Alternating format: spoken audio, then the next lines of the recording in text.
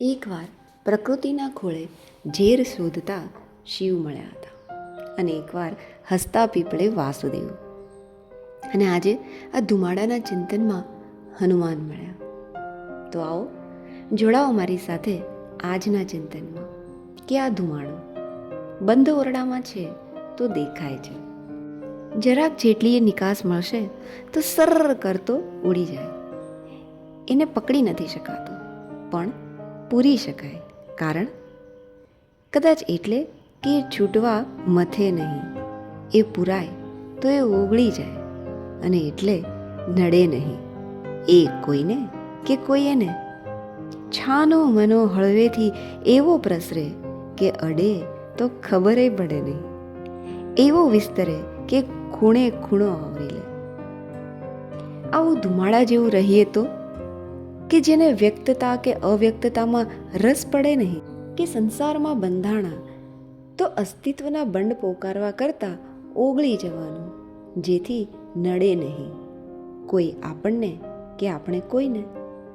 હળવેથી પ્રસરી જવાનું, જેથી દરેક ખૂણે પહોંચી શકીએ, દરેક પરિસ્થિતિને પહોંચી વળીએ અને દરેક હૃદયના ખૂણાને સ્પર્શી શકીએ.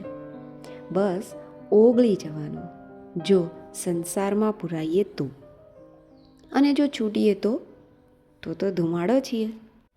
એટલે ક્ષમતા એટલી છે કે આખી પૃથ્વીને આવરી લઈએ, કારણ ધુમાડો એટલે વાયુ, એને કોણ નડે? એને બીજા ચાર મળે તો હું કે તું થાય. હા, આ વાયુને બીજા ચાર એટલે કે જલ, અગ્નિ, પૃથ્વીને આકાશ મળે તો હું કે તું થઈએ. દરેક જીવ વ્યક્ત થાય. બાકી વાયુ તો પૃથ્વીની બહારે મસ્ત રહે. એટલે આવા ધુમાડા જેવાને બીજા ચાર મળે તો વાતો થાય, અને ના મળે તો એ ફરિયાદ ના કરે, કારણ એનો હું તો ઓગળેલો છે. એને કોઈના મળવા ન મળવાથી શું ફેર પડે? અને આમે કહેવાતા ચાર લોકો મળે તો હું ને તું થાય, અમે તો આમ ને તમે તો તામ થાય. બાકી એકલા હોઈએ તો વિસ્તરતા રહીએ, ઊંચે ને ઊંચે ચડતા રહીએ, અને કદાચ આ ઉર્ધ્વ ગતિમાં ઈશ્વર મળે. પણ વાયુ જેવા હોઈએ અને સંસારમાં બંધાઈએ તો કદાચ અંજની મળે, અને તો કદાચ વાયુપુત્ર હનુમાન પણ મળે.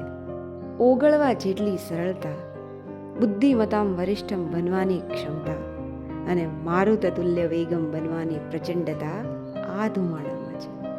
તો ચલો આવું ધુમાડા જેવું જીવીએ. થોડું અઘરું છે, કારણ કે ધુમાડો ત્યારે બને જ્યારે જાત બળીને રાખ થઈ જાય.